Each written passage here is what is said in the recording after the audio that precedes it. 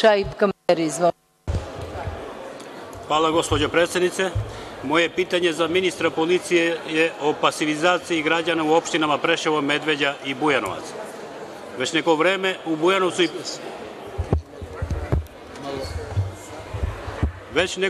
u Bujanovcu i Preševu policija sprovodi akciju brisanja iz evidencije građana ovih opština za koje je navodno utvrđeno da ne žive na adresi stanovanja ili da nisu prijavili promenu prebivališta. Ova pojava sada je uzela maha i u Medveđi, posebno nakon skoro održanih lokalnih izbora.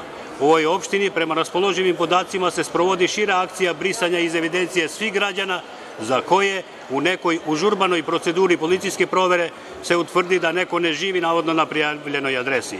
Postoje slučajevi da se odbija zahtev za izdavanje lične karte i licu koje već ima biometrijsku ličnu kartu.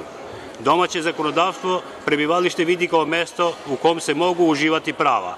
Prebivalište, dakle, po zakonu može se prijaviti na osnovu prava svojine na nepokretnosti, ugovora o zakupu ili drugog pravnog osnova.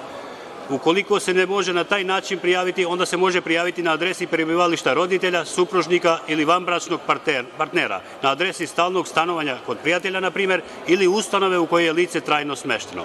Veliki broj građana opština Bujanovac, Preševo i Medveđa napustili su svoja ognjišta odmah nakon Kumanovskog sporazuma i povlačenja Vojske Jugoslavije sa Kosova i njihovog premeštanja unutar zone kopnene bezbednosti 5 km od granice sa Kosovom. U tom periodu računa se da oko 1500 građana iz Preševa, 3000 iz Bujanovca i oko 3000 iz Medveđe tada je zatražilo privremeni smeštaj na Kosovu. Veliki broj njih je i danas privremeno smešten tamo.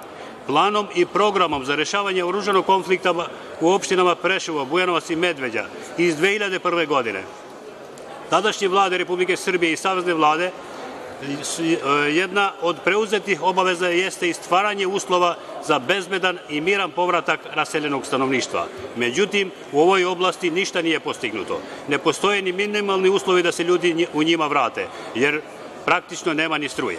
Dakle, radi se o velikom broju građana ove opština nad kojima je već izrečena ili preti sankcija brisanja iz evidencije, iako se radi o ljudima koji imaju državljanstvo Republike Srbije, imaju imovinu u ovim opštinama i plaćaju poreze Republici Srbiji.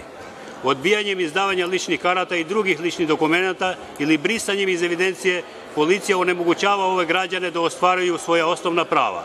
Osim što sprečavaju građana da pristupe pravima koje im po zakonu državljanstvu obično pripadaju, teškoće sa kojim se navedene kategorije stanovništva suočavaju kada podnose zahtev za prijavu prebivališta mogu takođe otežati i ostvarivanje prava na državljanstvo i prijavu dece u matične knjige rođenih. Naime, da bi roditelji mogli da prijave rođenje deteta, neophodno je da prilože svoje izvode iz matičnih knjiga rođenih i lične karte.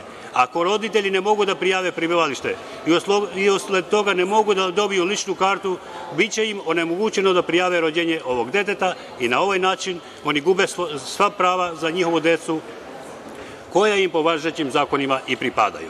Odbijanjem izdavanja ličnih karata ovim licima direktno se krši član 2 stav 1 Zakona o ličnoj karti koji kaže da pravo na ličnu kartu ima svaki građanin Republike Srbije. Postoji bojazan da se na osnovu ovakvih akcija brisanja iz evidencije postojećih državljana može se direktno uticati i na veštačku promenu etničke strukture ove opština. U sve ovo ističem i jedan primer koji se dogodio u Sloveniji. Državljani Slovenije kojima je građanski status oduzet u vreme sticanja samostalnosti te zemlje poslali su Sudu za ljudska prava u Strazburu 645 tužbi protiv Slovenije. Sud u Strazburu je juna 2012. presudio da je Slovenija postupkom prema izbrisanima kršila odredbe Evropske konvencije o ljudskim pravima koje se odnose na poštovanje privatnog i porodičnog života. U postupku Kurić i ostali protiv Slovenije, šestorici iz grupe koja je tužila Sloveniju zbog brisanja iz stalnog registra državljana u tom predmetu, Sud u Strazburu priznao je pravo na nematerijalnu štetu, a Sloveniji je naloženo da u roku od godinu dana donese predlog odštete za ostale izbrisane.